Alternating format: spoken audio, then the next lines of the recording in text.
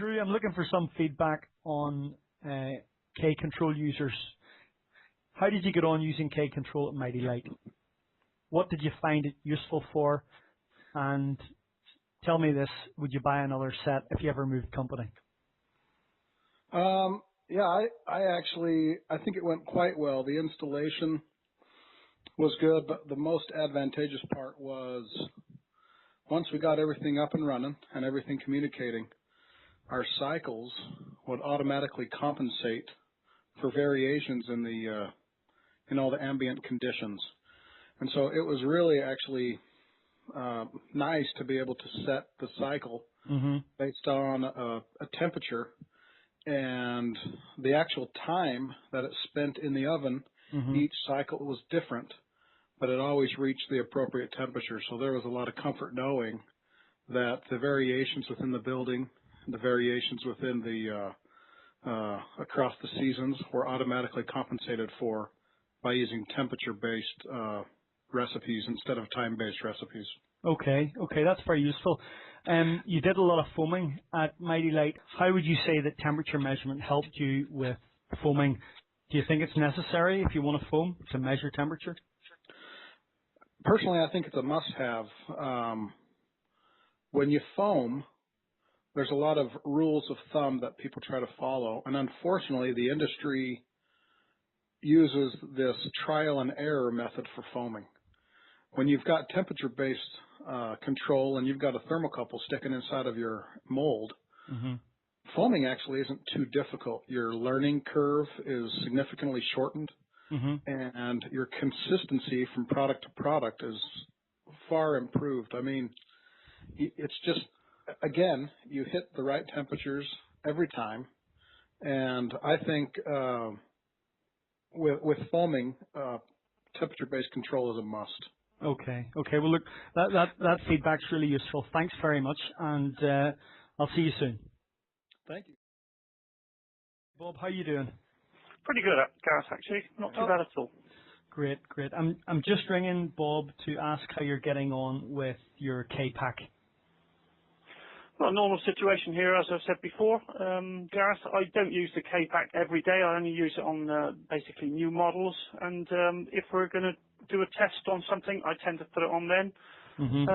It's, I just use it as more of as a tool, a development tool, rather than an everyday piece of equipment. What about foaming and things like that? Do you find you would use it for those kind of molds necessary or not? Well, I think it's fair to say, Gareth, if you're going to do 3-layer KPAQ dottle, I think is my statement, really. I think it says it all, to be honest. Okay. Excellent, Bob.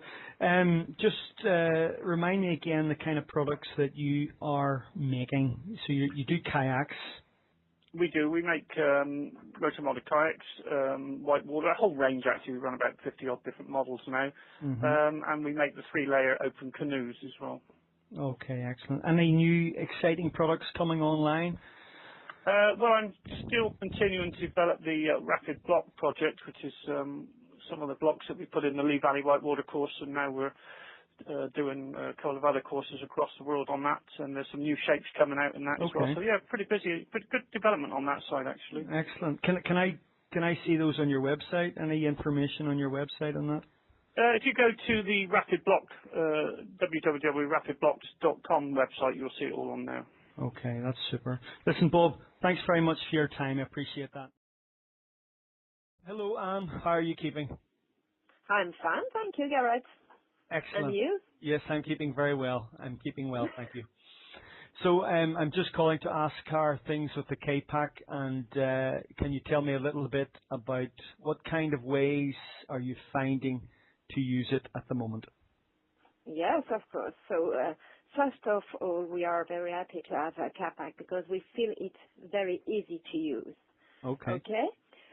We use it as soon as we have a new mold to test, especially if it is for technical parts. Okay. Or when we have to improve our cooking parameters. And the KPAQ help us to mold new materials for us, like PBT or PVDF. And today we are thinking about using the KPAQ to mold multi-layers items, but we are waiting for the material. Okay. Well, so you've got new technical parts coming online, multi-layer parts. That all sounds very exciting. Yes, we're hoping to do it as soon as we can. Great. Well, listen, thank you very much for your time. I wish you all the best with your new products, and I'm sure we'll talk very soon. Hello, Thomas. How are you keeping? Hello, Gareth. I'm fine. Thank you for question. How are you? Oh, very good. Very good. Thanks. I'm just calling to take up a few moments of your time.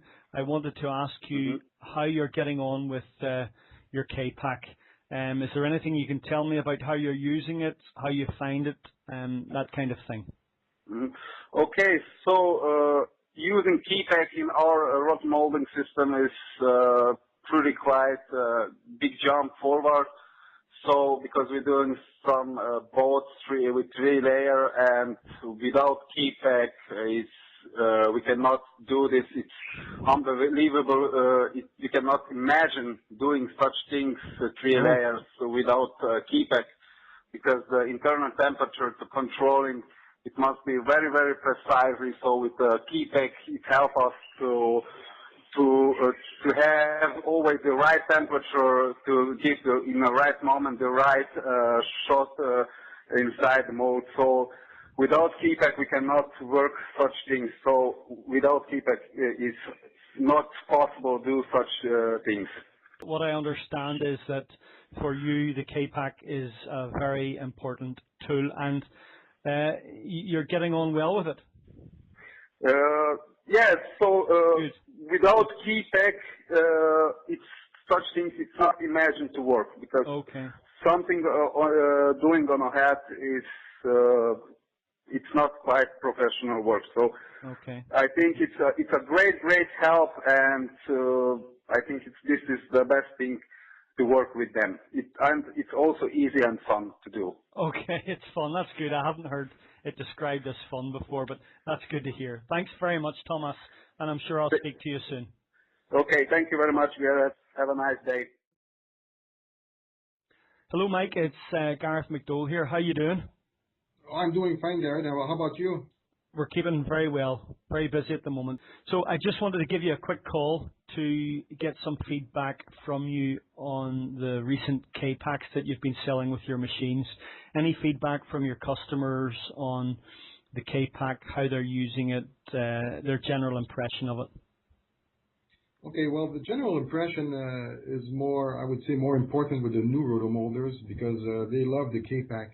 Okay. What it does, it allows them to get a better understanding of what's really happening inside their molds, because you mustn't forget these people, they might be new to the business and they don't know the process very well.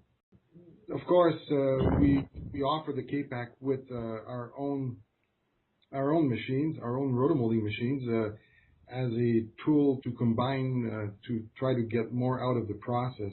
Right, right. I know that you link the KPAQ in with your machine. How does that work for the users? Well, for the users, it allows them to come up with a closed loop system where the process is really controlled by the temperature inside the molds, as opposed to trying to figure out the oven temperature and time. So with the KPAQ, which can relay the information to the PLC on a frequent basis, the information is then used to optimize the process. So the operators don't have to worry about the real cycle time they need, whether it's for cooking or for cooling. Okay, okay. That sounds very good. And where have you been selling these KPAQs to around the world? Have you got, is it mainly North America? No, actually, there's some in North America, but we sell them all over the world to our customers. Okay. Very good. Well, listen, thanks very much for your time, Mike. I just wanted to get a bit of feedback on that, and it sounds to be all very positive, so thank you. Okay, Gareth, thanks.